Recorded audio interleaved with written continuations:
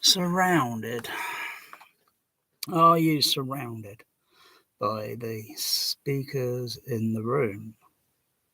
I mean, surrounded in the sense that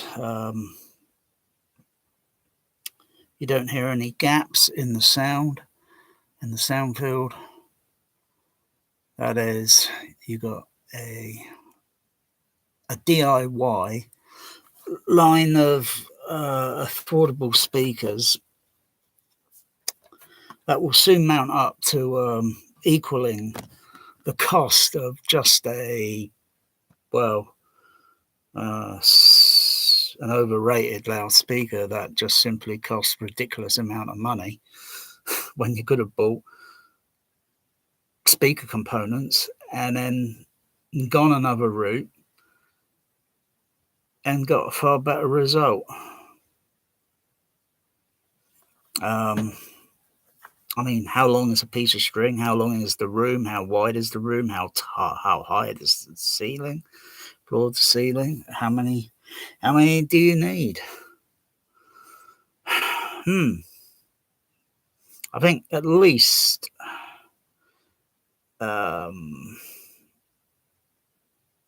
probably need speakers fitted in, say, so just have a simple wall, does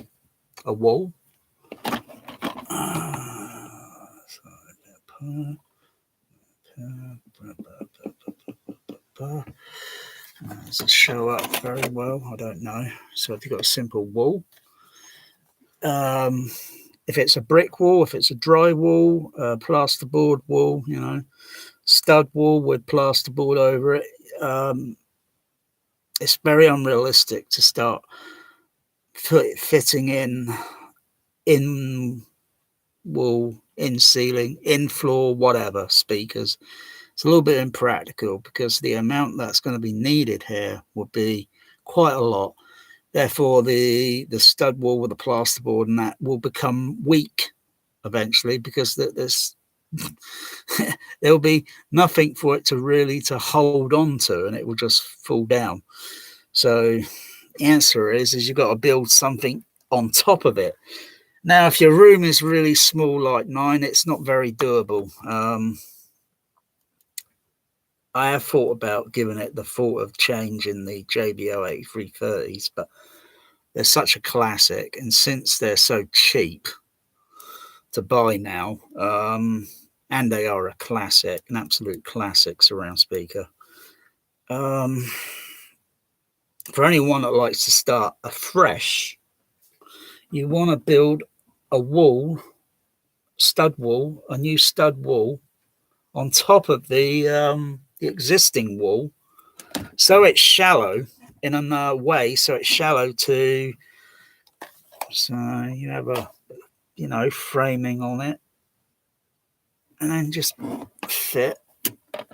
I can line this up, and then just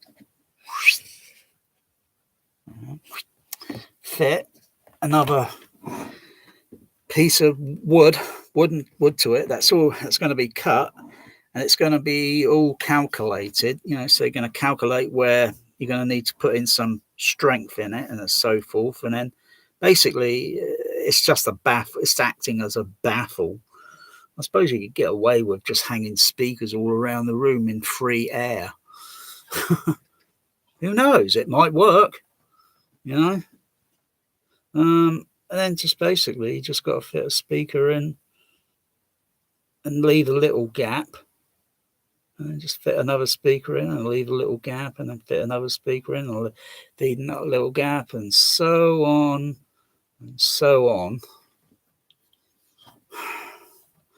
What diameter driver do you use? I mean, there are not many shallow profile speakers You could probably get some Dayton shallow profile, JBL shallow profile, but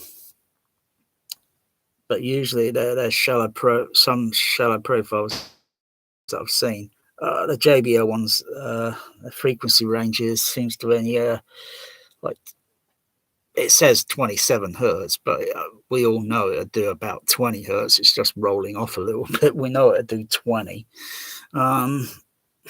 But it shallows off and around 175. So even if you use some EQ to boost it up a little bit and then play the sine wave test tones to see if they're just audible. And don't forget, the speaker system will be so close to the sidewalls, to the seating area. And so there's some frequencies there you wouldn't really want too loud. Some, yeah, so you get the bass feel and so forth, and that's a little bit, it's a little bit, maybe it will work with building something like that. DIY, because it'd be cheap. Still be cheaper than buying one of these line array speakers that cost how much? Or audiophile speakers that have got I don't know, 50 speaker drivers in a, and it costs a stupid amount of money. And you find out the damn thing's only made of MDF. Well, a bit of laminated fabrication on it. Because generally, ordinary surround, just, a wall,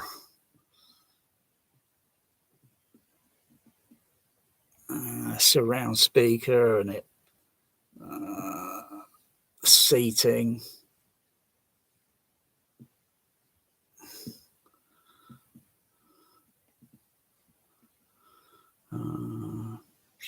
Put a little head there, and the sound just radiates out a little bit of the high frequency range, and then a bit of the mid range, and then the low range, just a little bit more uniform, omnidirectional, so to speak, omni.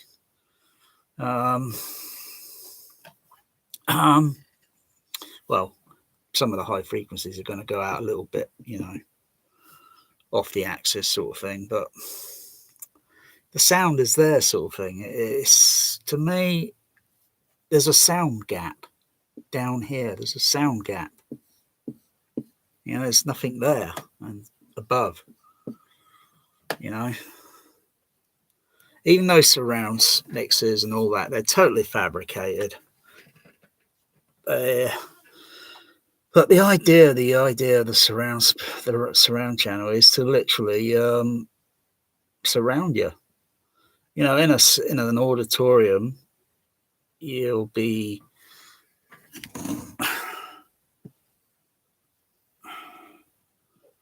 so you've got the same speakers on the sidewall.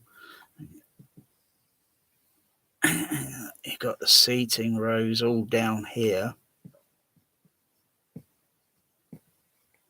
You've got the seating rows all down there, and you're standing. You're standing down here, and you hear the sound coming down, and the sound going over this way, and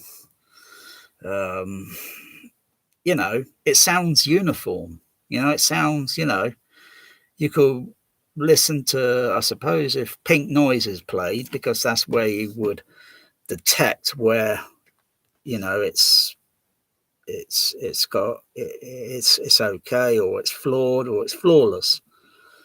And you could walk up and down listening, and it sounds uniform.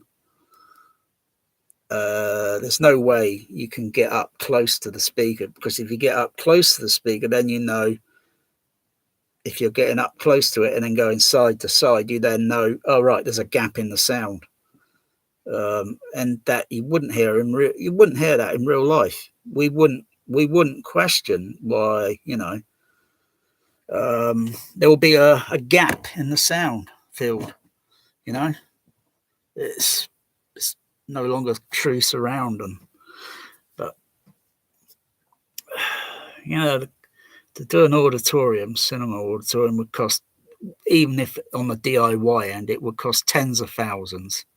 Well, maybe hundreds of thousands, even if still using cheap speakers, because, and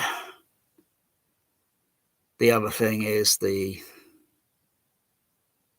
speaker cable. Are you going to use active crossover, or are you going to use a passive? Because you only need a speaker driver two-way.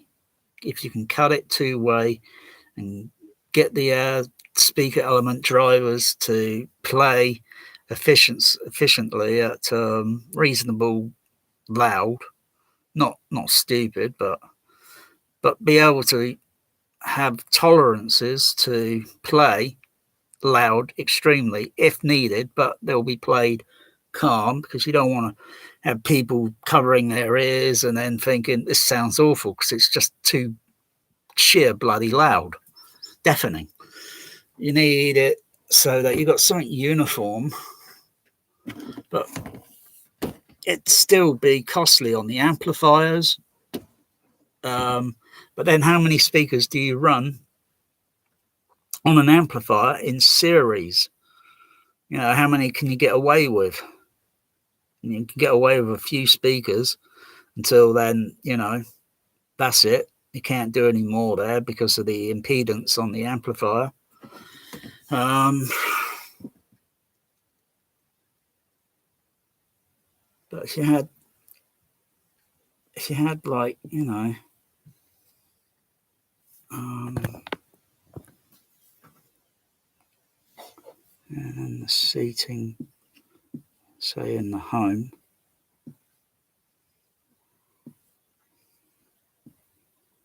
oops, very terrible at drawing. Put a head there, sort of thing, little circle, know what I mean.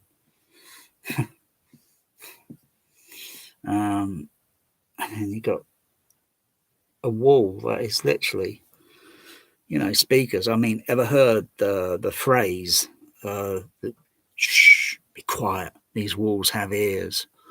Where sound can go into a wall from an adjacent room, goes into the cavity, and it just travels, and it's just, you can put your ear on this side of the wall, that part of the wall, this part, and you're still hearing the conversation. If you do that with surround speakers, typically in a room, you're only going to hear the sound in one position. You move another position, and then you don't hear it as clear. You still hear it off the off axis, but you don't hear it as clear.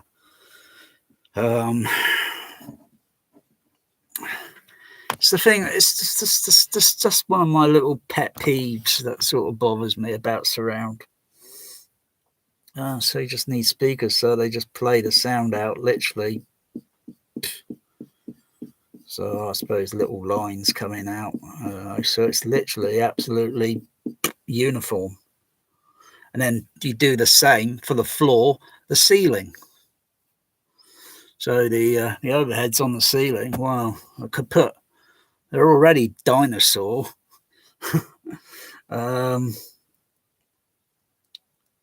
I mean, I'm running 9 speakers on the overheads.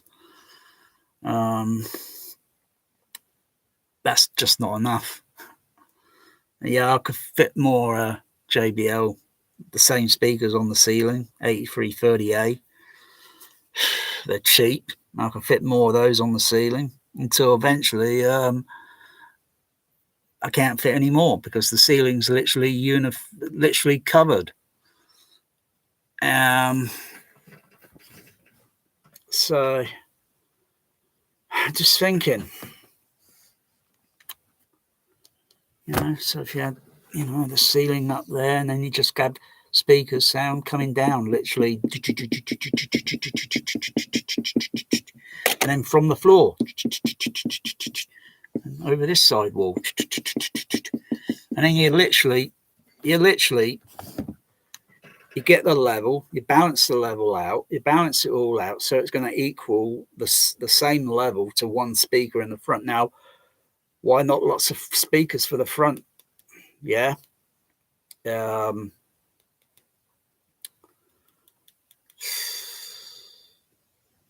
It's doable. It's doable. But not to sort of be so you play everything so it's totally exaggerated, and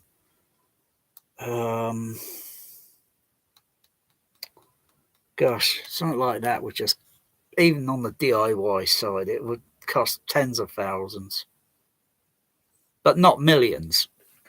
Not like $1 million home theaters, and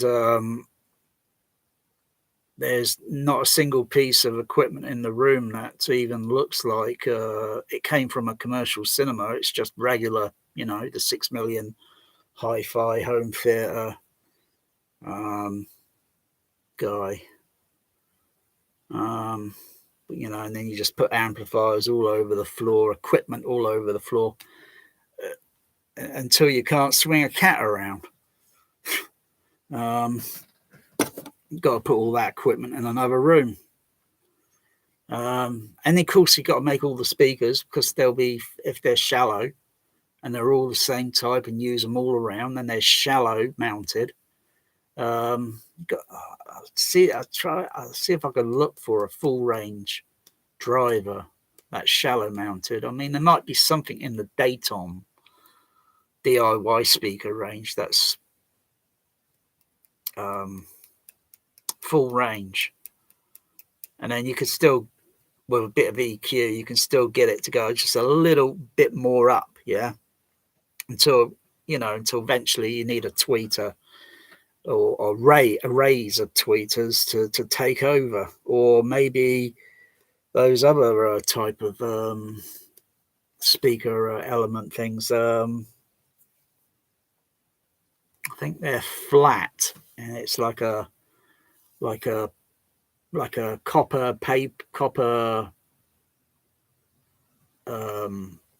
it's like copper gold copper diaphragm, like a flat, and they got they could give a good sound on the high frequencies, and you could have arrays of those placed in. It's designing it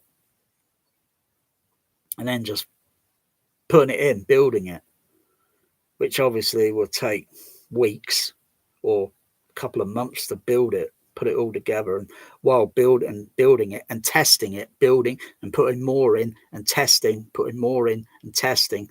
So once you've all got it all in, and then you fire it all up very gently, and then you start to balance that sound out with the microphone to get it to sound like a single screen speaker. But it should sound theoretically like it should be doing this, it should be doing that sort of thing, not like the sound just coming in from a side and it's like, yeah, it should be like, whoa, what the heck am I listening to with the pink noise? It's like it's coming from every direction. Because if you go for a swim down the ocean, go into the ocean, you get totally uniformed, immersed in water. That's immersiveness, or submersive. But all this Atmos BS and Auro dead 3D sound, and I suppose DTS:X would be next. I could just see the Grim Reaper there. DTS:X would probably be next. You see, Dolby want all the chips, you see. Because it's all competition. It's like anyway.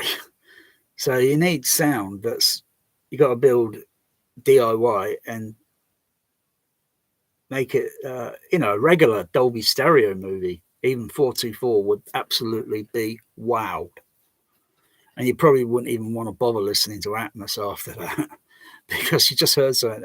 The only deal is the Atmos overhead is just discrete sound if it wants to be discrete, or just a lousy sound mix, and it's like, well, it sounds like they've only taken sound from the left and right channels and that, and or some of the surround, and I could still hear the same sound more or less on the ceiling. I'm not hearing anything difference in musical instrumental or the dialogue panning literally from the screen over to the surround, and then literally coming away from that and then going above without any of it down there, sort of thing, on the side surrounds. But you just need totally uniform speakers. But how long is a piece of string? It will cost tens of thousands to do a whole room. Even my room, if I calculated, and of course you got to have a way so you can get in and out of the room. Of course, with the door, you don't want to close yourself in and say, I'm going to stay in here. And, you know, I mean, what is it with listening to fabricated sound to real life sound?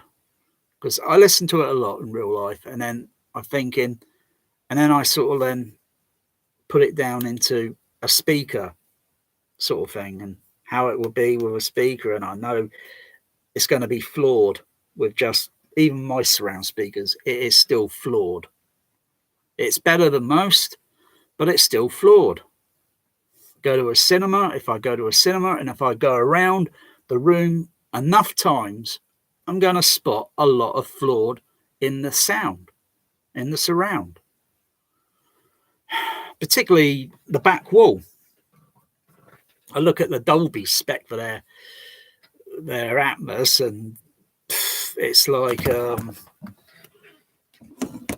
it's no more different than the home. Some of it is flawed.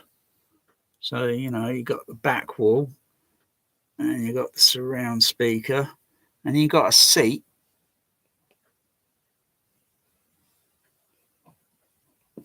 You got a seat that's pretty near to the back wall. So the off axis of that surround is going to come down sort of at an angle, sort of thing.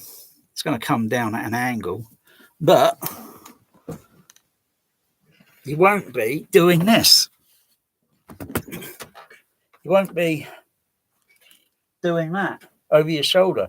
You'll be going up like that and thinking, it's, you know, it's sort of the wrong angle position.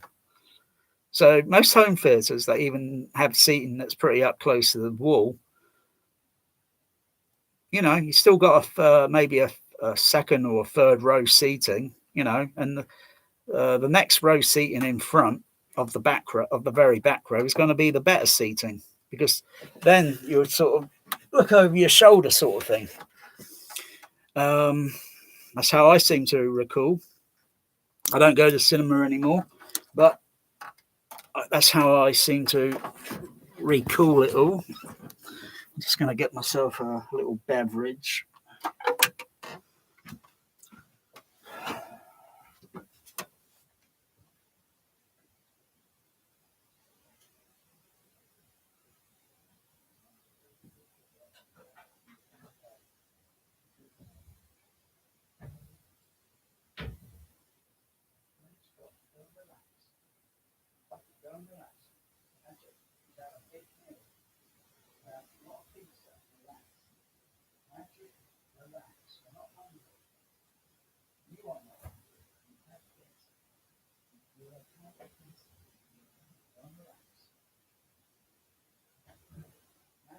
I'm pouring water.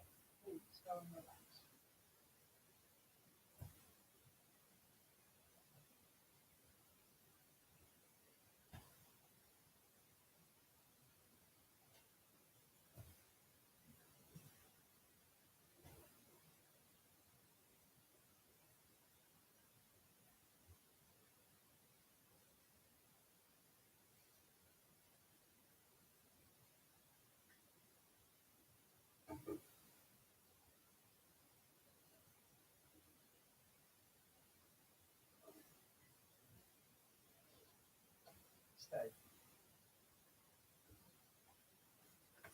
I'll be back in a second.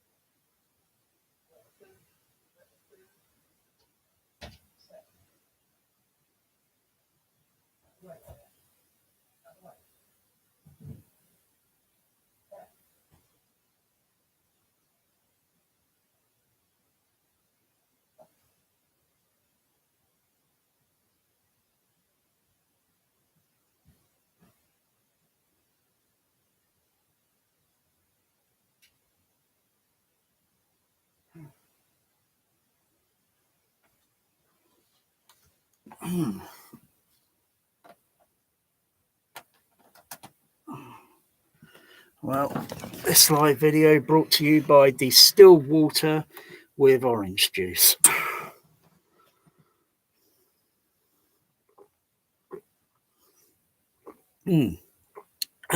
Best drink in the world.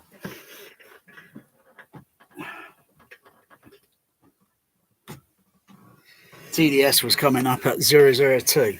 That's a lot better than seeing 1,500 or whatever the heck it was, whatever impurities they're sticking in it. I'll just add a bit of vitamin C to it. So I'm still adding some mineral.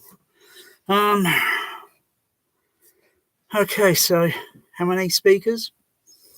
That's the thing. I would need a lot of them in my room. Bear, leave that alone. My cat Bear has decided to join and be mischief. Yeah,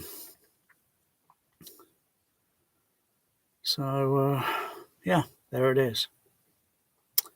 If I wanted to take everything down at the last moment, take everything down and fit in shallow profile, it will make the actual physical room a little bit smaller by so many inches because of the depth of the shallow speaker, the bass drivers, and then the crossing over with the tweeter.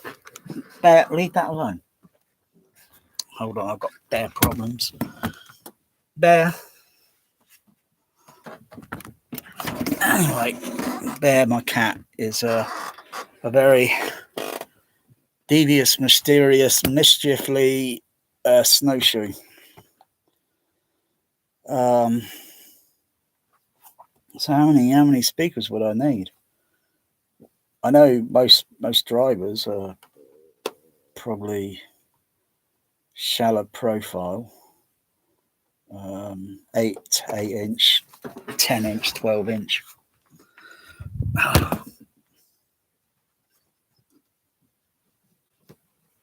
Come on, Bear.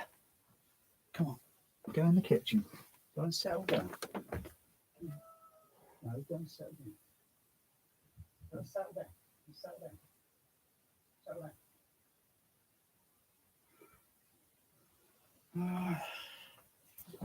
Oh god.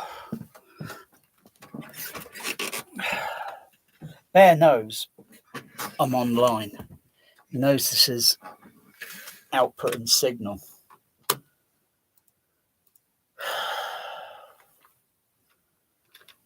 You know, cat need to be outdoors hunting and bringing back presents. So shallow mounted full range speakers. Okay, shallow mounted. Well, there are some other in-wall shallow mounted or whatever, but they're in-wall and they cost like £275 monitor audios. And then you got monitor audio. I think this is some sort of sub-bass shallow. No, we don't need that. You don't need that. You need sort of like, you got to do your own looking around sort of thing to find something shallow profile that's low cost in price, because a speaker is a speaker. It is the crossover that makes the speaker. Yeah, Dayton. Yeah, Dayton have a shallow profile. That's probably a subwoofer one. Yeah, well, it says a woofer. Doesn't say sub. Maybe if I clicked on it, it'd probably say, just says low profile woofer. So is it a bass mid driver? It's for £49. That's not bad. It's cheap. I don't know what size it is. I think it's a 6-inch. Yeah, it's a 6-inch. It's a 4-inch. Its impedance is 4 ohm. Won't show up clear here because I can't adjust the camera. I can't adjust the ISO on the camera, so the contrast would be over washed out. Cat Bear, I think, is joining. I've got to accommodate. Bear, relax. Magic. I don't know what the frequency range is, because frequency range is, I need to know what the frequency range is.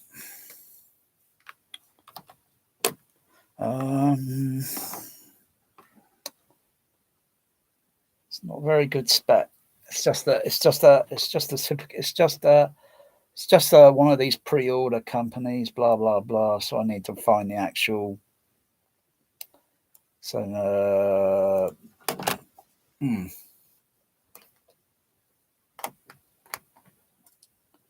So maybe if I type in Dayton, not Daytona. That's car racing. Let's see, Parts Express. What they got? Shallow profile. What they got? Oh, they got some shallow profile subwoofers, but what's their frequency range? I know it's going to go low. That's okay, particularly for the surround. But where does the sound roughly fade off at? Where does it roughly fade off at? It's just a lot of technical spec here, but harmonics and frequency, harmonics and direct TV and beaming. What like beam me up, Scotty? I need the bloody frequency response, not a whole frigging dossier on the bloody thing. Even though that's important because it's all measurable. If it's ASR, audio science reviews, it's got to be measurable. I just need the freaking frequency response on this driver, for crying out loud. Oh, it's a 10-inch, mind you, and they do a 12-inch as well. So that means you could, the more cone diameter size, I suppose then the more uniform you could cover the wall surface going from floor up, but you don't have to go all the way down to the floor. Yeah, you're going to be mostly seated, or you're going to stand up, unless you want to get on your knees and crawl around on the floor. That's doable. Not many people watch a movie or listen to music that way that I know of. I would myself, of course, because I'll be doing it purely like science, for science, you know. I mean, there's quite a bit of in-depth here. Someone's done a... Oh, this information's 2016, so it's a good little shallow profile subwoofer. But where's the frequency response, for crying out loud? I'm just going to copy paste that. So I'm just going to go to the... Just see, I just need to know where it cuts off at. Because if it cuts off like that JBL low profile at 27, start at 27 hertz, even though it's going to go 20 hertz, we all know that, and it's going to go up to about 175. We all know it's going to at least go up to about 200. You know, you only have to play sine wave test tone, do a frequency sweep, and then do some modification, you know. But eventually it will roll off, and then you're going to need a mid-range driver and then a tweeter.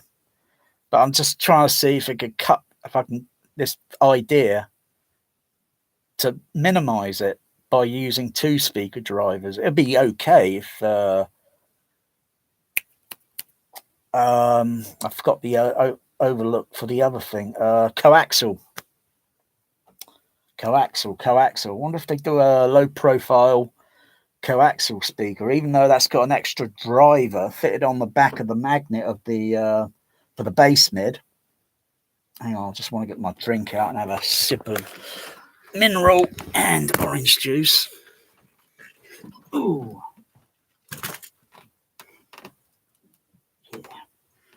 Yeah, I'll put it there. Yeah. Okay. Oh, careful. Easy now. Anyway.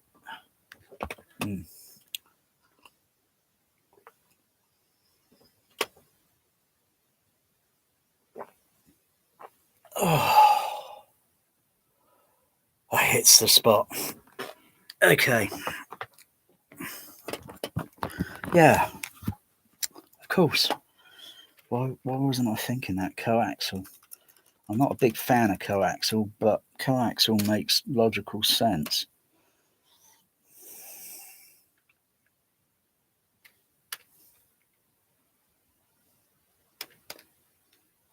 Coaxial. They do a coaxial. Do they do a coaxial? Oh, there are other speakers, of course, but it's also finding ones that are low cost, low price range. They're always out there because there is competition.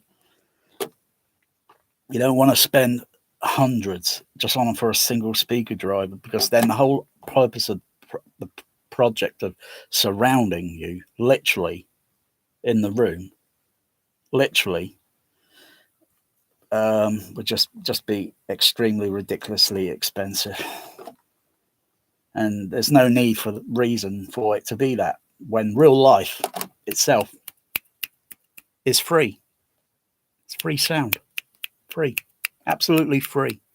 No charge, no cost, no obligation, no warranty. But there's no guarantees. Okay. Okay.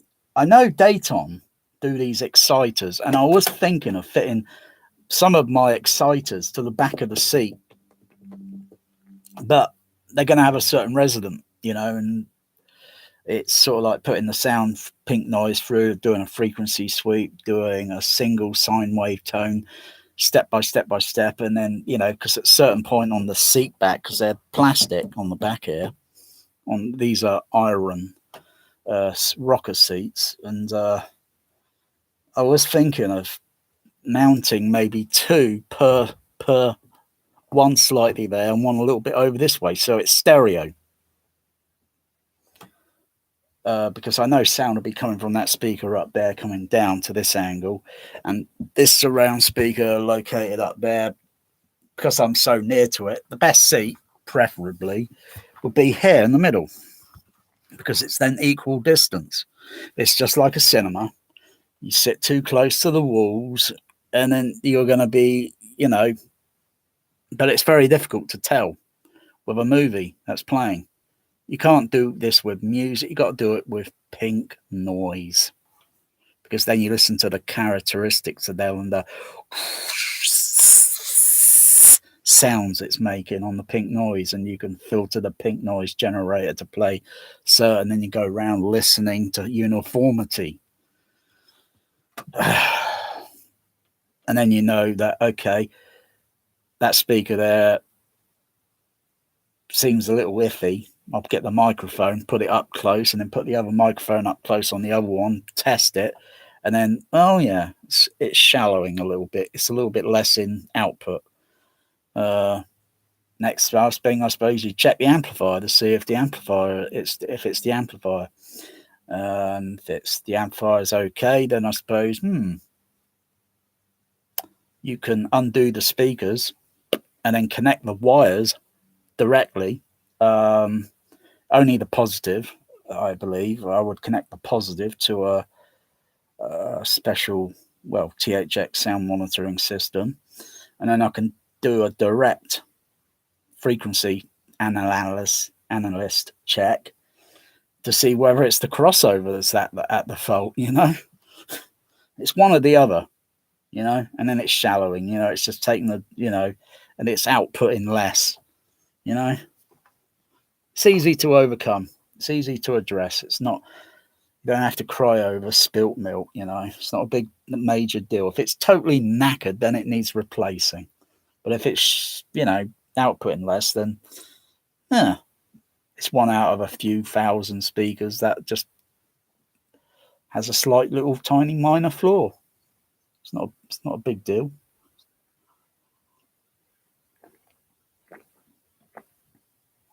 I mean, you test your own hearing for your ego, and you find that, one side is you can't hear it as much as the other side.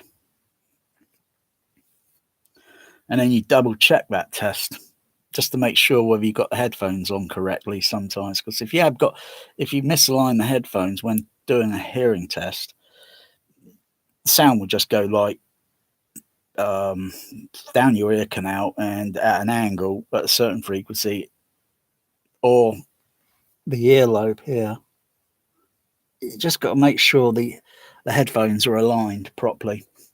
Use a good example, use an 8 kilohertz sine wave, and then test this side until, I can hear it, that's spot on, and then adjust this side, that's spot on, and then it should be okay then for frequencies going down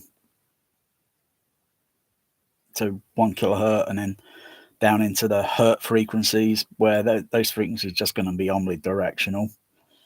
Even though they will be directional, they're on your ears, aren't they? Or on your head. Okay. But that's what I want to have with surround, or I want you lot out there to have. So then you can brag that your home theater then is better than mine, or at least better than a cinema and totally better than a dubbing theater, where they say they brag about busting their ass, mixing sound for half a year away from their family. I just won my Oscar. Oh, thank you, Academy. And it's one of those Christopher Nolan movies, and it sounds crap with muffled dialogue. What? I can't understand you. Yeah, okay. It's one of those mixes, Oh, yeah. Coaxial. The coaxial would have a good frequency range, but what prices do they start around at? Less than 100, depending on the size of the depending on the size. And of course, if you got speakers, like if you fit a wooden panel on the wall, and then you can just mount it with speakers rather than a drywall. Otherwise, but think about it. Plasterboard at the end of the day is cheap. Okay, plasterboard is cheap. It's how once you got it up and then you get the plaster in, and that costs a little bit, to do all the put in the plaster and make it look really good. Yeah, I suppose then it is not as cheap because you've got to take into the account of the plaster it came in. It did a nice, did finishing off, So yeah, you got to fit something else over it so you can then do whatever you want with it. Then you won't be totally wrecking the plasterboard wall. And of course, the whole thing, that thing bothers me because all the speakers will be inside.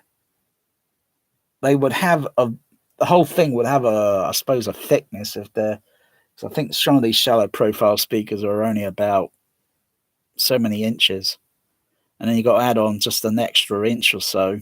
So I don't know if looking at maybe 5 inches or 5.5 inches. And if your room, depending on the length, the width, the height, and then you add that on to, as well as the floor, don't forget, you've got to do the floor as well. Otherwise, what's the whole point of being surrounded? Especially if it's a Star Wars in outer space, in a vacuum, and they got sound at all different frequencies. It's amazing how it just travels, especially the sound effects that got reverberation on it. And I'm thinking, I don't see any canyons, mountains anywhere for that sound to make that possible reverberant echo. Not even asteroids fields would do that. It would be totally silent. But anyway, that's the sort of sense you got to have. So you feel like you're in an asteroid, Star Wars, Empire Strikes Back field of surround. Yeah.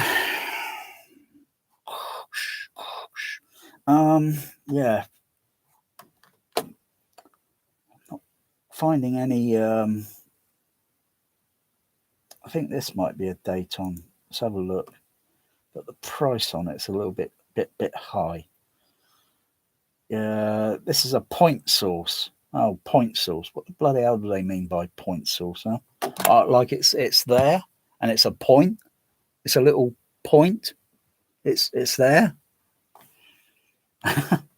Well, it won't be really, because once you finish the damn thing, it's going to be a cluster of speakers.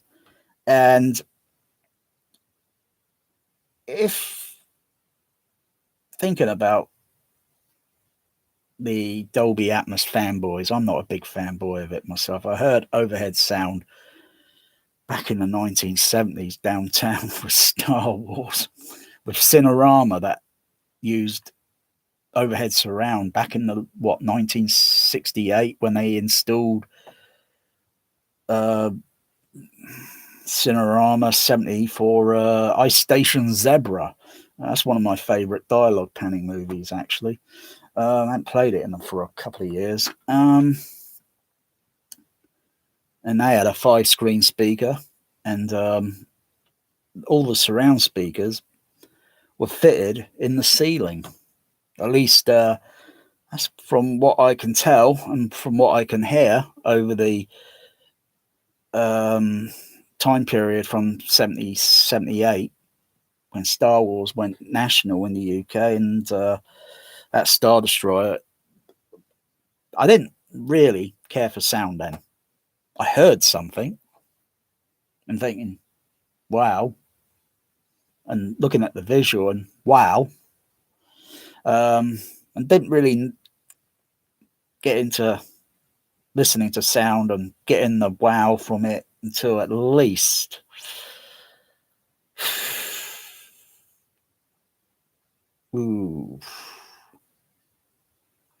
probably about mid 1980s, mid 1980s. What movie kind of awoken my hearing, awoken my listening? Platoon. I wish I never saw that movie now, because now I'm lost, just like every other sound person, crazy. But at least it's a normal hobby if you keep it normalized and don't go extreme on the price. I mean, what, you think my home cinema costs a lot of money? It's eBay. You got to look on eBay and you get bargains. So cheap. If you want a proper Dolby Atmos, they got them on eBay. But it's only a based processor. It's not a core version, meaning you got to pay a license to Dolby Labs, then to unlock it with the digital key, and then you can have the 16 channels basic substandard Atmos from the processor, and then you can add on a module. But I think you also got to pay another premium fee on that. Ugh, greedy sons of bitches.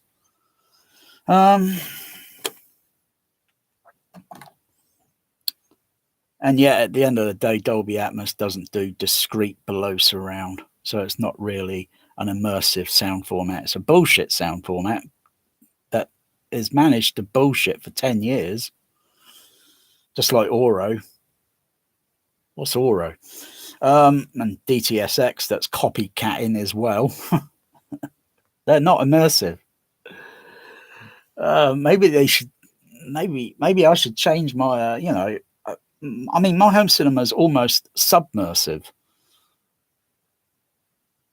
Yeah, but I'd have to fill the room up with water, actually. And, well, I don't need to do that. I'll just go down to the beach and go under the water for a few seconds and then come back up. And my memory recall will say, yeah, I know how that sounded, etc., etc. Can I apply that to the room? Can I apply some of that theory practice into theory and into, but even film mixers don't get underwater sound correct.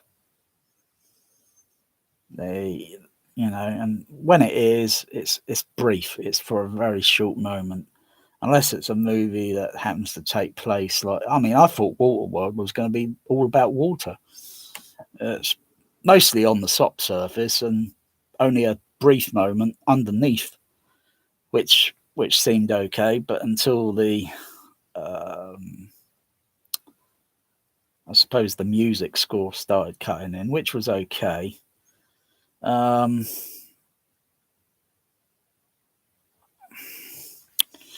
Yes. Sound mixing, editing, pre-dubbing and mixing and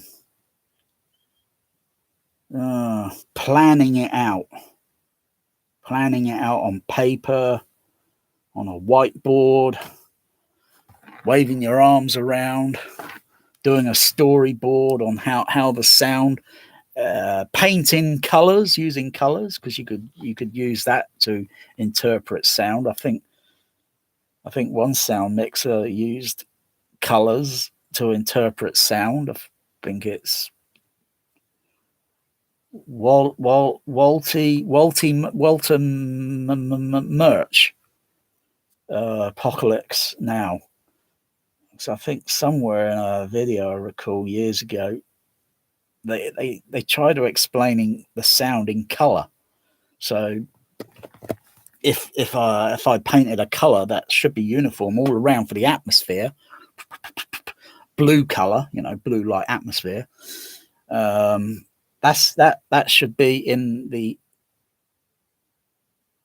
scene, in the movie, whether you're outside of the boat or inside the boat. But never get outside of the boat, never get off the boat, because it's always there, it's always present.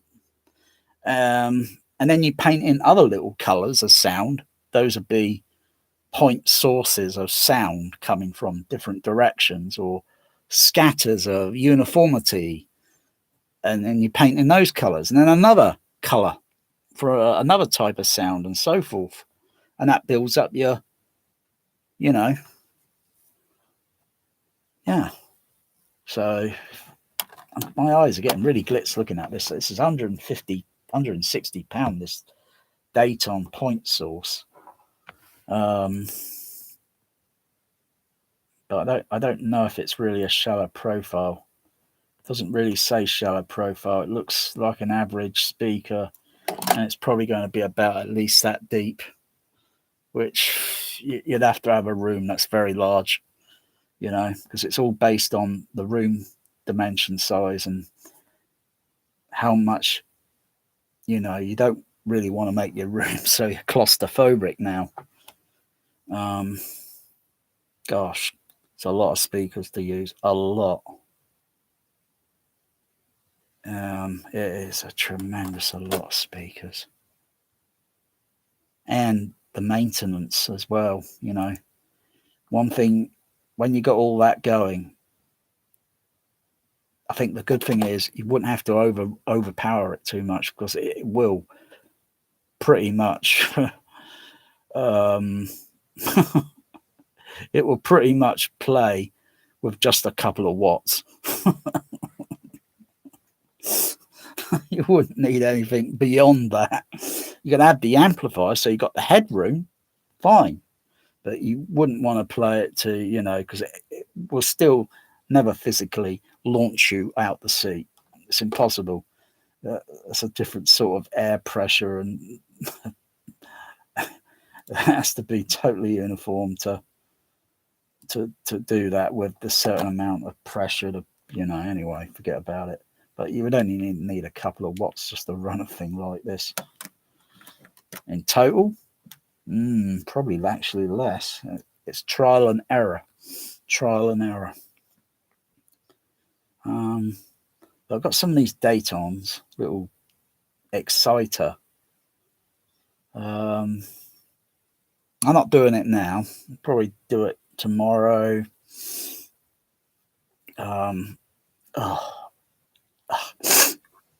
Probably do it tomorrow.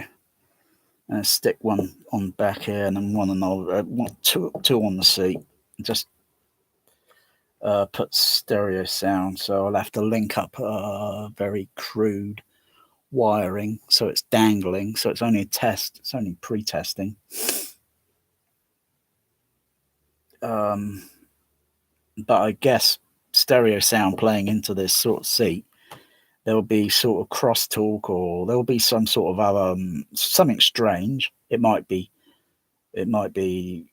good, it might be distracting, it might need adjusting, until I got it like, right, and then switching the other speakers on and off and listening and balancing it out until I get something that is a little bit more different. But with speakers, say, if you most homes may have a wooden floor.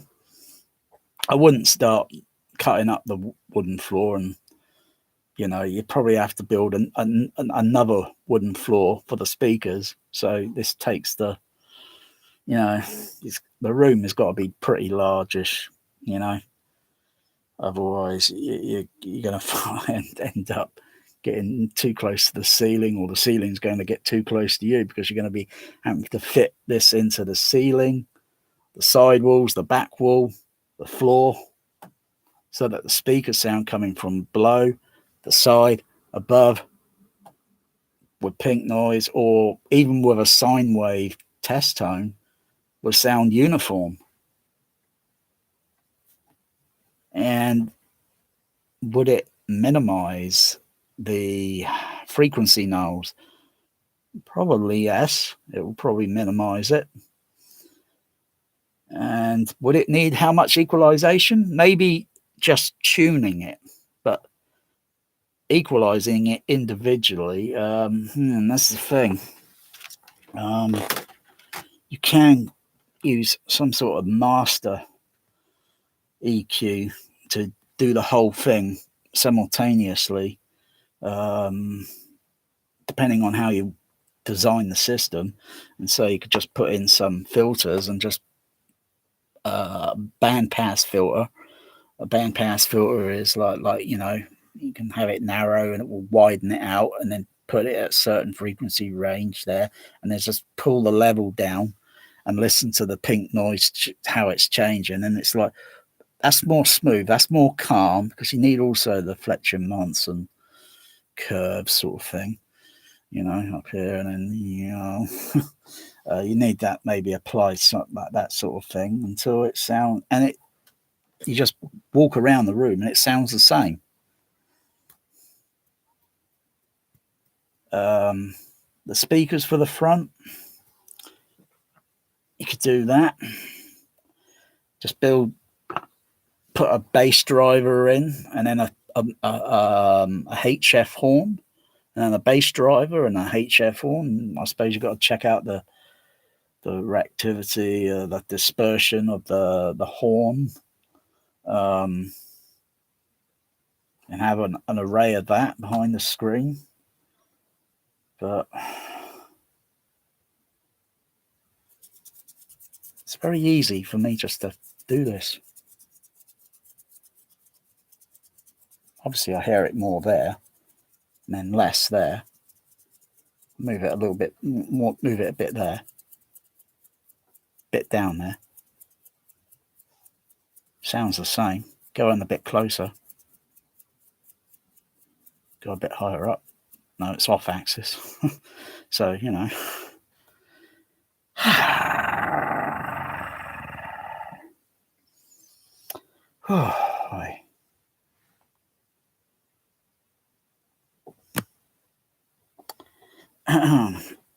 goes to the charger.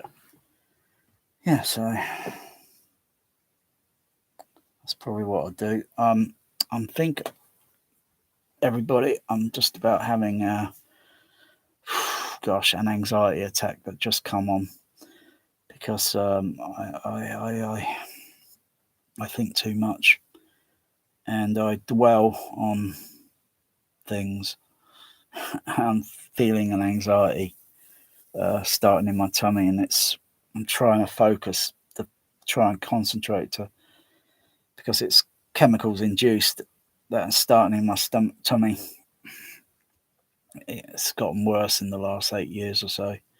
I've had it through childhood, very, very, very rarely through childhood, but through now, in the last 8 years or so, it's just gotten worse. It's more frequent, that is. Like earthquakes. I'm not sure if it's to do with drinking. I don't drink. I only drink the purities. Water that's purified now, and orange juice with vitamin C's, and to help combat with tinnitus. And would having all these speakers and everything make for worse hearing?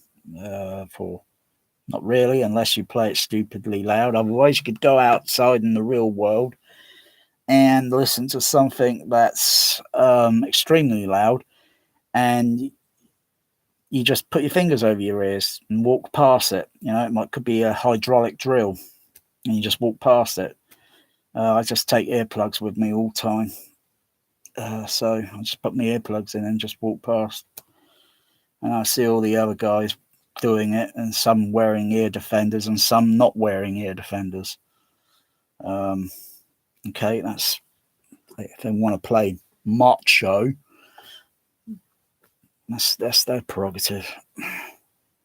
But would I need to play it so it's sheer deafening loud? No. So it still equals the same sort of sound pressure level. Yeah. Just having, say, how many speakers could I actually do this in a DIY way, fit in this room? And this is a small room. How many?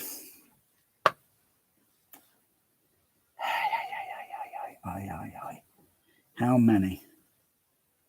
Where do I start off? Do I start off partly a little bit away from the screen, where I've got the speakers up there, and then come down and then move all the way back, because you got to work out the measurement where the first speaker's got to go, and then obviously maybe to the back wall, and then work it away up towards the front. You don't want to start at the front and then work down to the back. You want to start at the back and then work away along the and then do the other, and then you should end up in the same position, and then work out how many along the back wall, and then the ceiling. And oh yeah, it could still work for your Atmos, even if you wanted to run your Atmos. I mean, they're not Atmos, it's an encoding. Atmos is your overhead surrounds. Okay, please refrain from calling the speakers on the ceiling Atmos. Do you hear everybody saying, oh, I got Oro speakers on the ceiling, but it's a dead sound format now? Oh, no, you don't. I have not heard a single person on YouTube, the internet, saying, I got Oro speakers on the ceiling. I got DDSX speakers on the ceiling. I got Atmos speakers on the ceiling. My Atmos is better. Oro sucks. It's always, because they buy speakers from a company like Onkyo,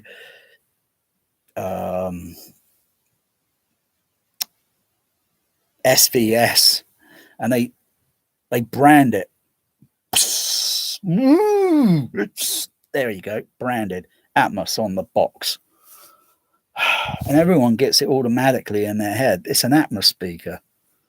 Oh, God.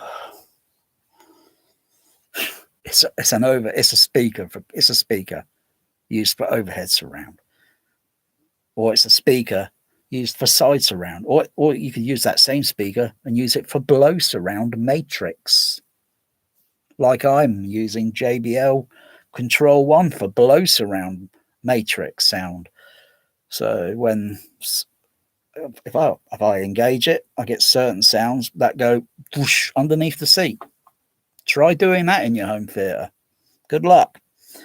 I've given the formula on how to do it in some past videos.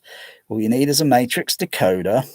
Connect it to your AVR surround channels, your side, your back surround, if you want to do the back as well, and then just use the center channel output of that matrix decoder, and then just put some speakers underneath your seating. And then when you play Unbroken and you get that plane coming towards the other aircraft, and it goes underneath, goes at that angle, and they go like that in the, as the plane goes whoosh.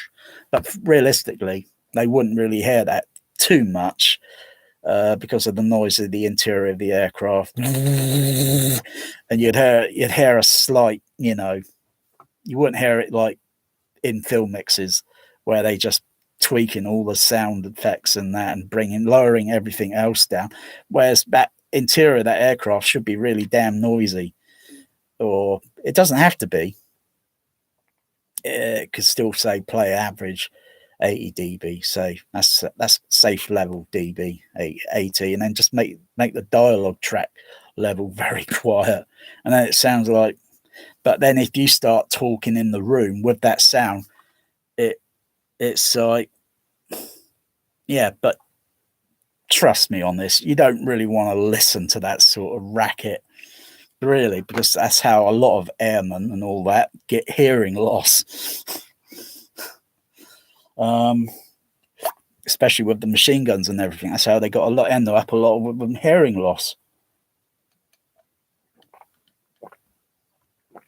But that's a trick. You just because usually that scene with the aircraft where it's coming towards them and it goes this angle below, it's going off screen at a below angle. It's not coming up at this position, it's going at that position. Yeah, it usually ends up on the surround speakers, and it's like, that's not right. That's that airplane, I saw it going underneath. And so all I do is use the matrix, and it just takes it and just re-steering that phantom center signal, and whoosh, underneath it goes. Simple.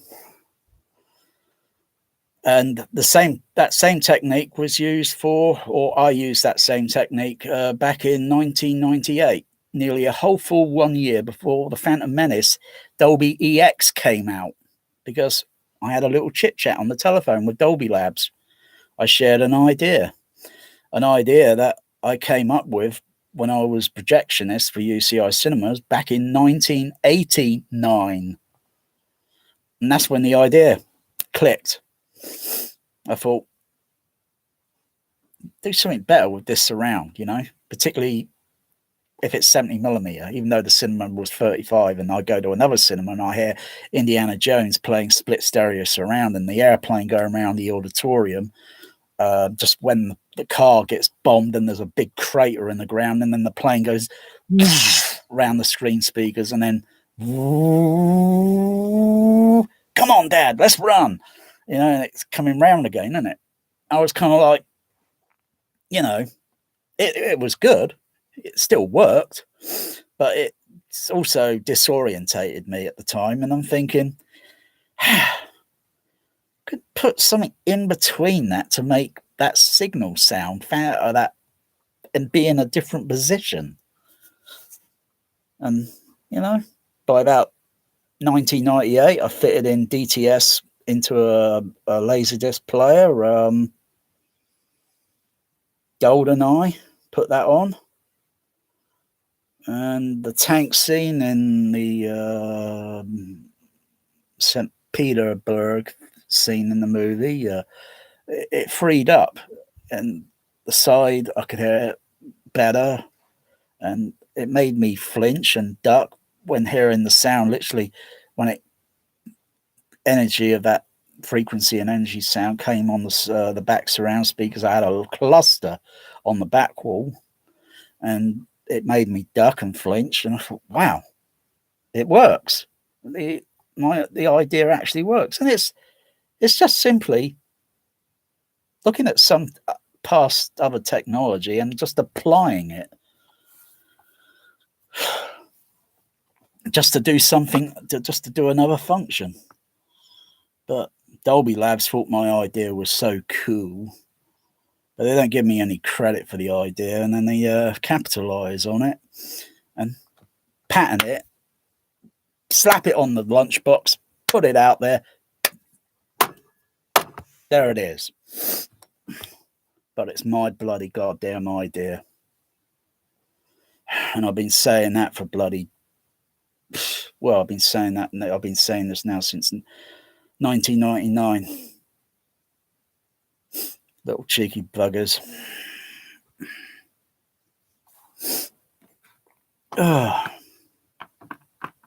Everyone's got DIY ideas, and it's just simply just looking at matrix decoders and speakers and coming up with different formulas.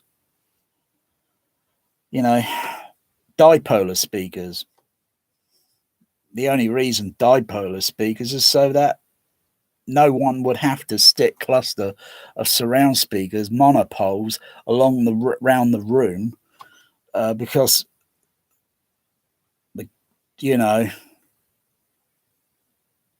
maybe the owner, user, or maybe the wife, whatever, it doesn't really matter. Maybe the pet cat, pet dog, maybe the pet bat doesn't like the look of the damn thing, and so you just come up with dipolars.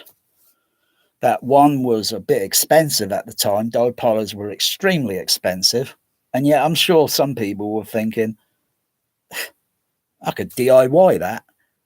And this is probably all before the internet was blooming, and some people were probably making DIY dipolar speakers. Oh yeah, I got the idea. That's simple. I can cut corners, and I can make that cheaper. Great. And then I'll probably experiment it with a little bit more, You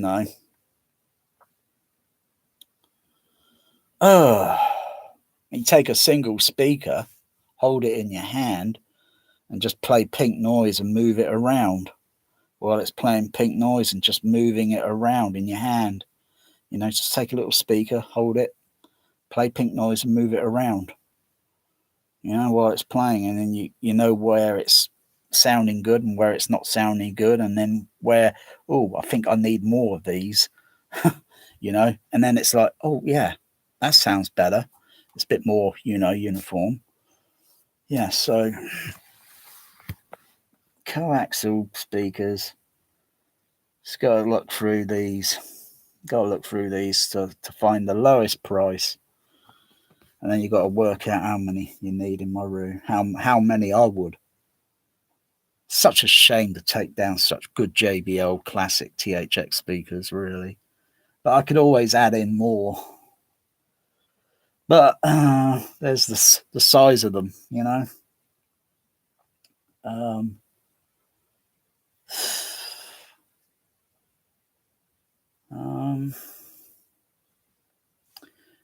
how many speakers would I need? Individual, say, 8-inch bass drivers, or 10-inch, 12-inch. Gosh, because every few, and then you got to put a gap because you have to have a piece of wood in between, and then so the baffle of the the wood is screwed into, so otherwise it's going to be flimsy. You got to make it taut, and so that also you got to make it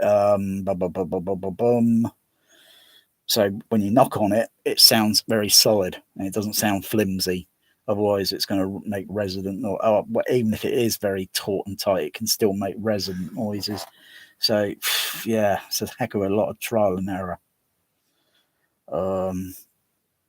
A lot of headache of work, but it's doable. It's doable. But DIY would still be pretty pricey because you've got to work out the number of speakers, and that will be powered by a 2-channel amplifier powering that amount of speakers, and then your next amplifier, so on, powering that same amount of same speakers, and so on and so on and so on. So you'd still end up with a cluster of bloody amplifiers. Oh, flipping that. And yet, free sound, reality, real life, it is so easy. I believe it's windy outside. The curtain's moving. I believe it's raining outside. Yeah, it's raining. Yeah, it's raining. And of course, when you hear rain,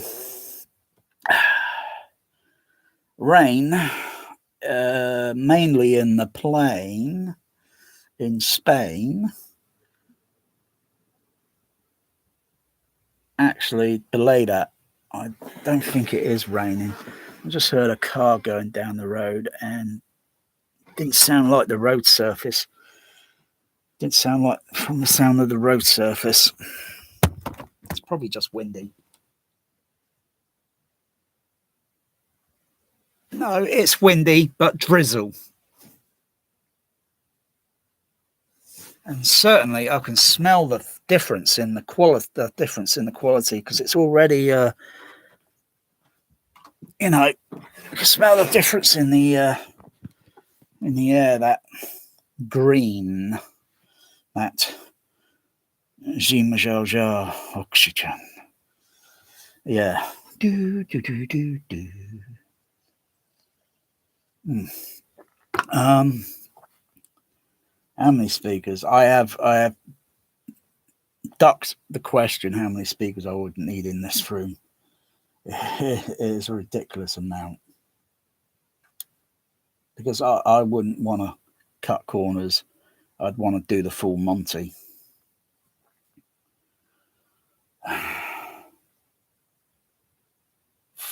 Well, let me just think. 8-inch. I'm just looking at the wall. Say if I go with a 10-inch. All right, 10-inch. 1, 2, 3, 4, 5, 6, 7. Let me just recalculate maybe. So 1, 2, 3, I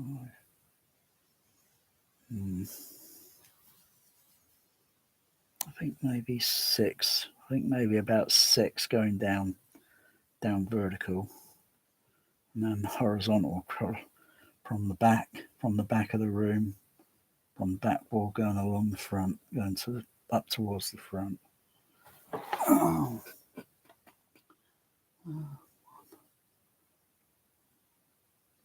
2, 3, 4, 5, 6, 7, 8, and 9. Maybe for argument's sake, maybe 10. Okay, so I'm really crap with mathematics.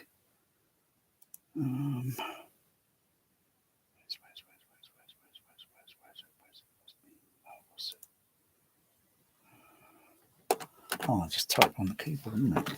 I'll just bring it up on the... There we go. There's my calculator. So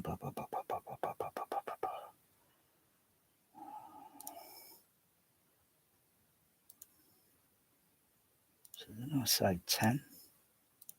Oh my goodness gracious. 60 bloody speakers. You gotta be kidding me. That's just for one side. That's just for one side wall. That's 120. That's like, oh my goodness, times what? Because the back wall would be a little bit less, mind you. The back wall would be a little bit less. Ceiling would be about the same as the side walls. The floor would be the same. Oh my goodness. So times an extra 4. Oh my goodness gracious. Do a guesstimation on the back. So roughly 7. 1, 2, 3. Hang on, 1, 2, 3, 4. Oh, projection port would be very awkward, so I've got to have to leave a gap around the projection port window. 1, 2, 3, 4, 5, 6, 7. Maybe about 7. 7 times 7. Maybe about 7 times 7. 240. So 240. Okay. Crap with figures. 7 times 7 plus 240. Fuck it now. The total of speakers to surround my room, realistically, I would need 289 speakers. And if they're coaxial, actually, that's a little bit more, because IMAX like bragging. You know, they like being specific, you know, literally. IMAX is average, I think, 100. IMAX is average 44 speakers. I mean, Limax is another thing, but I don't consider Limax. But IMAX, you always used to brag. We got 44 speakers, 10 kilowatts. The sub bass is with a very cheesy light show. I've seen better light shows than that. I've got roughly about 150 something speakers at the present moment.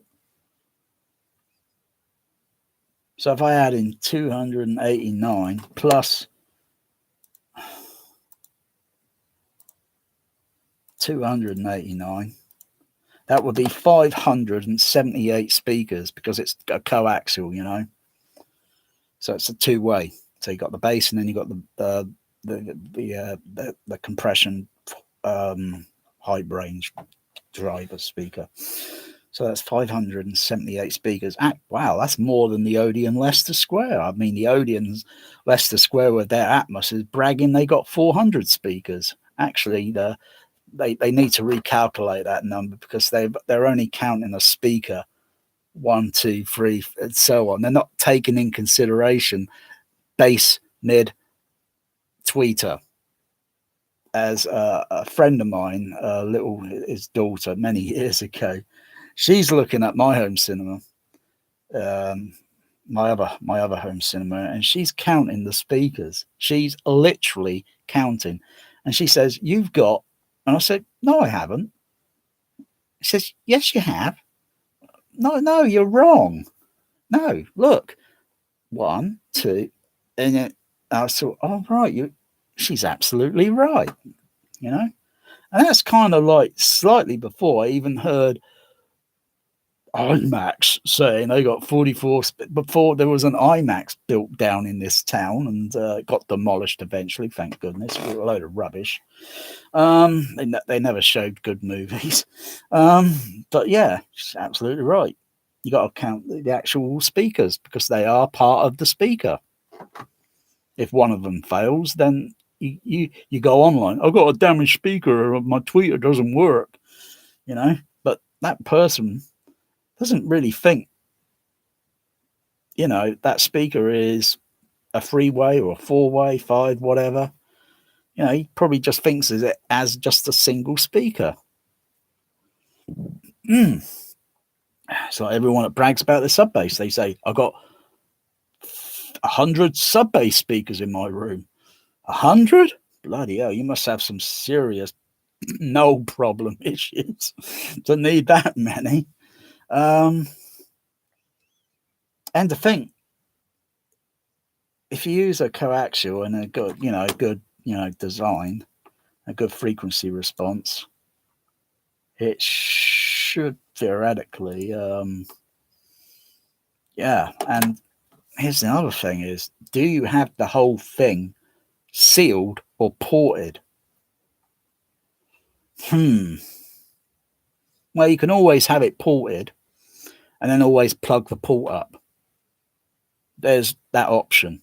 There's always an option, so you can have have ports around it, and then if you wanted to, you can seal the ports, and then it changes the frequency response. On the low end, it changes the tilt, the roll off, so it rolls off more smoothly. It's probably better sealed, so it then rolls off shallow rather than ported, and it goes off like a knee, and it just down into an abyssal trench where light, not even sound, can be heard. It's amazing. It bothers me, that does. The Challenger, the Mariner Trench, all that water pressure just shrink. And yet there's fish down there adapted to that for billions of years, and they're, but if you brought that fish up to the surface, decompression. So yeah, I suppose you'd have a good bass response on the surrounds. And if you got existing speakers for the front, gosh, their frequency response is not going to really equal the uniformity, the proper uniformity of the surround. And when you get up from the seat and then walk around and then walk up to the one part of the surround speakers, even though you'd have some of the sound coming from the floor above, depending on what sound format and what movie you're playing. I'll get to that. And you should hear a uniform sound, literally a uniform, not standing near a speaker and I hear the sound mid-range there and the tweeter there and maybe a bit of the mid-bass there. But if I go down, if I play a sine wave tone, a very low frequency sine wave tone, and move around, it should sound uniform until you get a little bit more up in the frequency range. Then it starts, I can pinpoint it. It's coming from that speaker, Game over, man. Yeah, you need it uniform, man. You need it uniform. Need it uniform. I'm just going to get myself a little beverage drink again.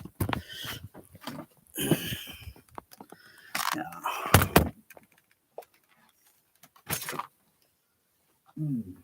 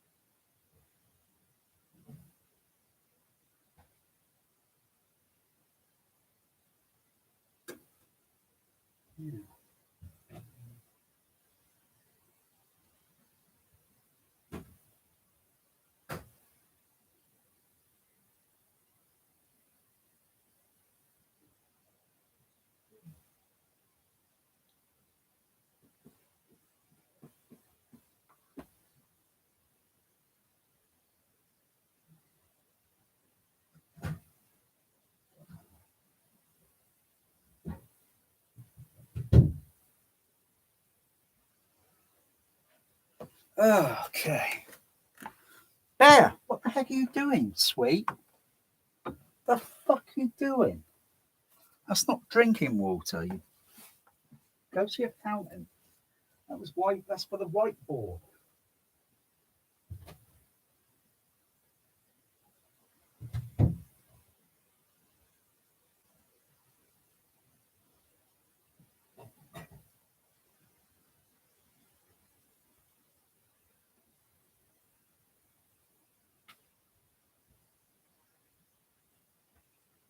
Oh, what a crazy cat.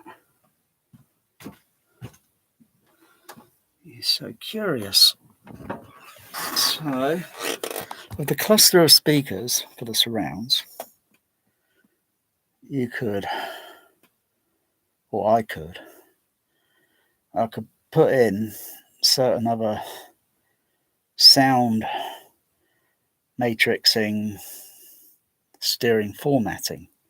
So if I wanted the to have the sound so it could move up and down or side to side sort of thing, whatever, for a easy conventional PL2X will suffice.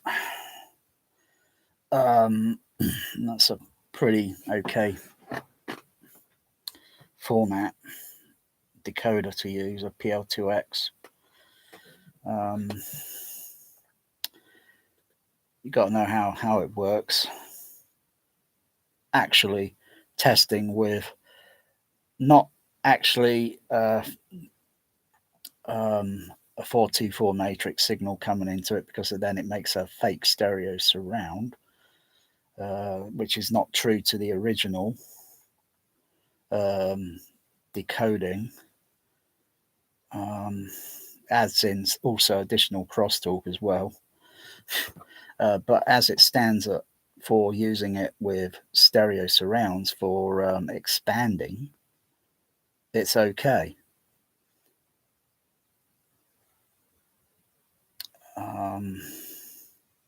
Most people wouldn't know that what the heck I'm talking about, because probably not had too much experience playing around with standalone matrix decoders and then using them on the stereo surround output or even the rear back surround output, or even the overhead surround output for that matter.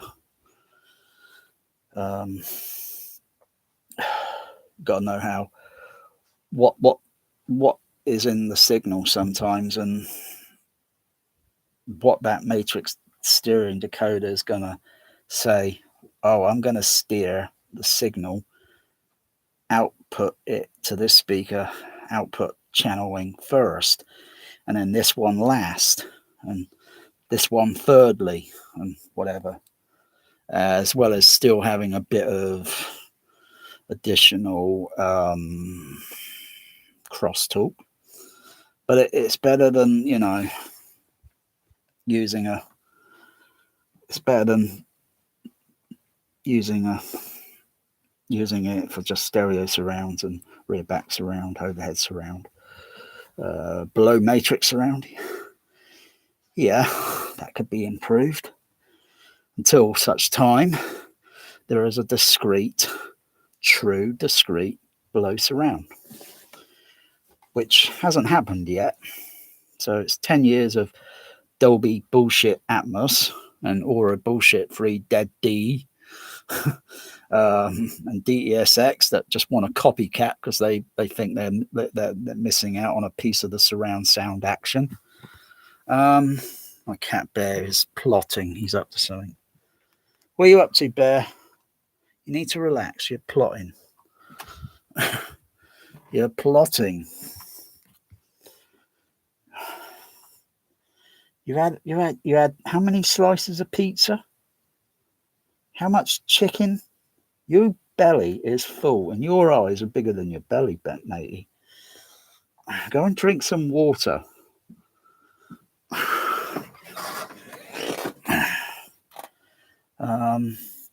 So I could do that.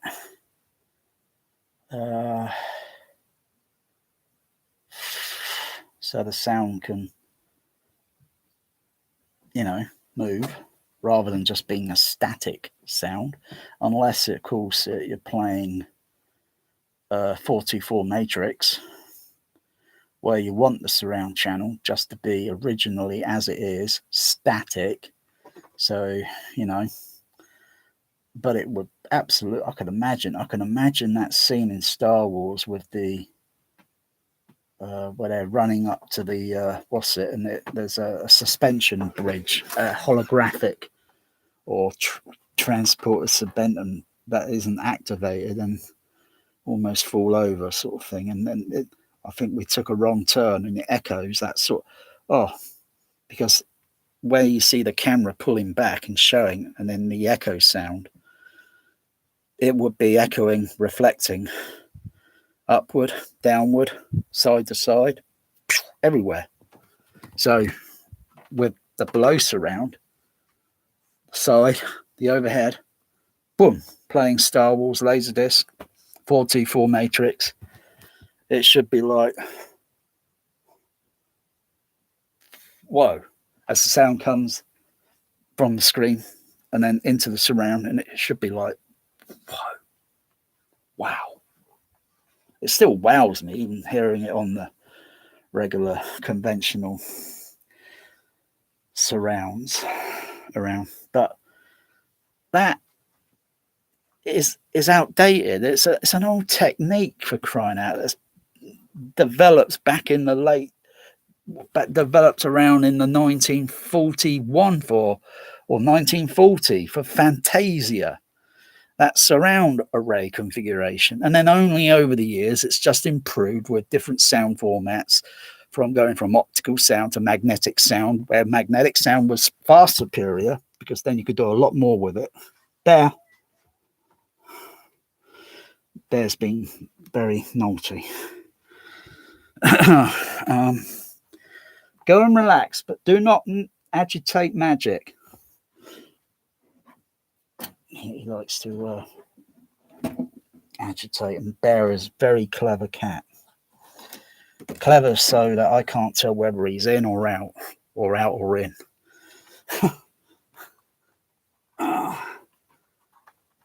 Oh dear.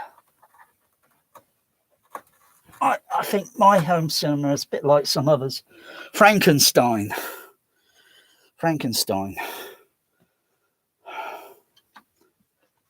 There.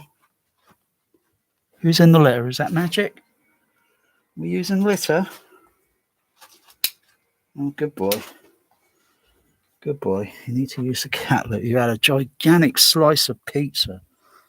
My cat had pizza last night. Oh dear.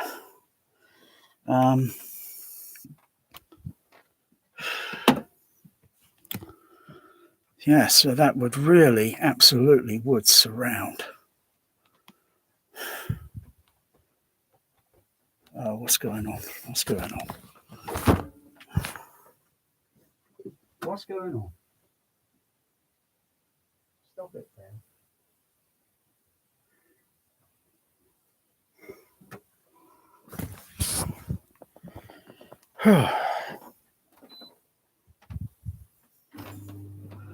Turn on the air conditioner. And it's only so loud. And yet the flow of air that's coming over, it's not hard pressing like a say like a wind tunnel testing with the amount of that's coming, but the more closer I get to it, it then feels like that way because I'm further away from it. It's dissipating, the energy is dissipating, it's weakening. It's like when blowing, pretty uniform there, and then a bit further back I've got to go harder, and then I can feel the uniformity of that. The same as want to hear the uniformity of the surround from above, side, and below, and behind. And so that Star Destroyer, now that's the thing. That Star Destroyer in a vacuum, overhead, 1978, overhead, it was overhead. If it plays on all, it's going to be there, there, and there. It's going to be totally uniforming with that Star Destroyer. Even my cat Bear is fascinated with the air conditioner. Maybe he's working out in his mind how to improve it, make a better air conditioner, because what are you doing? Stop scratching the carpet. He's scratching my carpet. Oh, Magic's coming in now. Magic, you need to relax, mate. You had a large pizza. A large pizza, Magic. You need to relax. So how long have I gone? I'm going to stop the video in about a couple of minutes, so 2 hours. So you go DIY your room out.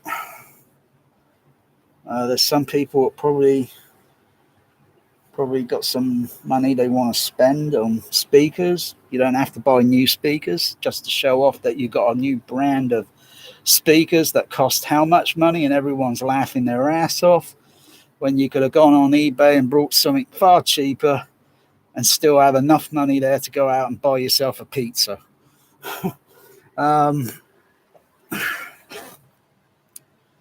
So yeah, just there probably are some rooms that literally got speakers everywhere and hidden because then you want to put a fabric over it so you hide everything so it's invisible. You just go into a room and it's like, and maybe you could just put a couple of little speakers in the room, right? And then demo it to someone, and that one person's going to get the idea in their head that it's coming from those speakers when it's coming from something that's invisible, hidden, and it's not being advertised. No. Get off of there, Bear. What are you doing up there?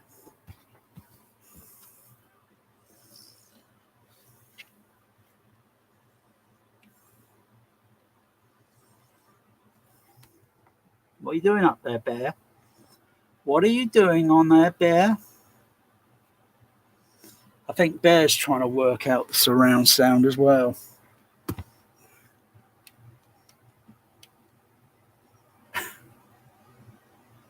He knows I'm talking about it. Do you, Bear? Whiskey? Whiskers? It's Whiskers. Whiskers. Whiskers, Bear.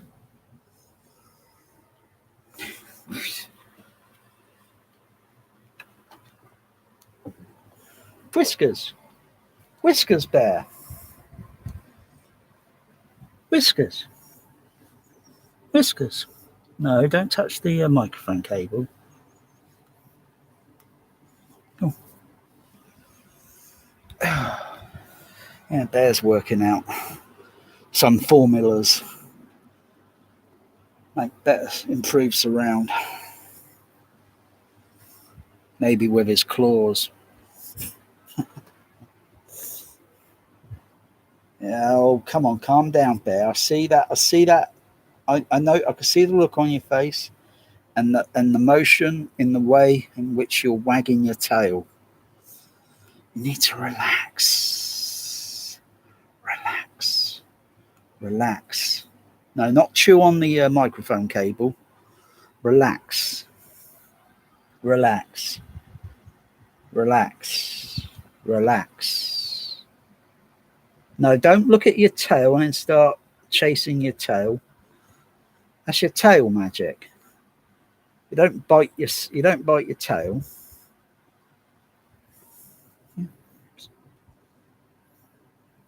Yeah. Yeah. No.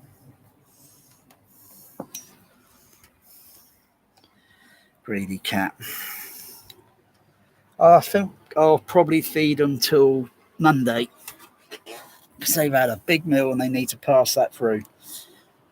Otherwise, they'll just be hairballing and sick all over the floor because they can't eat anymore because they've eaten so much.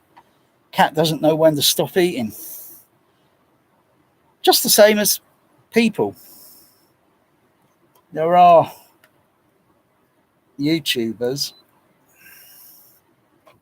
that sit in front of the live camera, stuffing themselves like they're fucking King Henry the fucking fifth, and just stuffing themselves with food. Don't they realise that that's bad? That you're gonna have diarrhea. You're gonna cause yourself an injury. You know. I just hope they throw some of that food out for the foxes or something. Afterwards. Otherwise, just well, yeah. But stuffing yourselves with, it's just like cats, and they just don't know when to stop.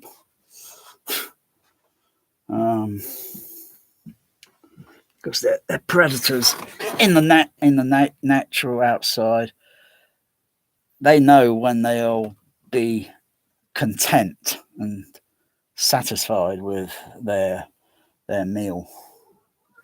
But my cat Bear, I think he wants to use the cat litter because he's making a certain sound. He needs to use the cat litter. Think you're going to be using the cat? What the heck are you doing, Bear, back here?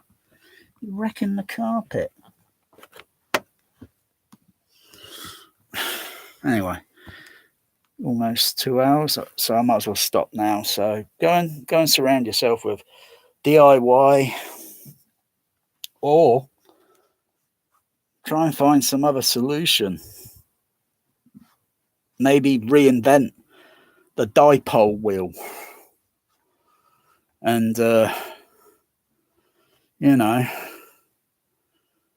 because it's physics. It's trying to sort of like designing something, and if you could do it with a single or a couple of speakers and make it uniform over a whole wall, yeah.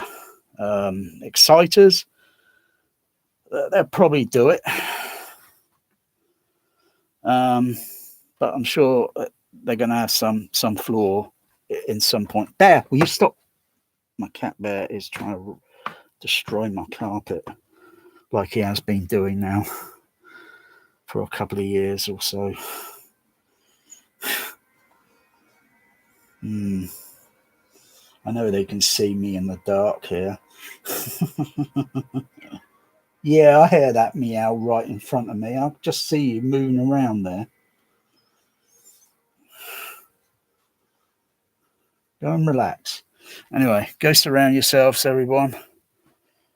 Uh-huh.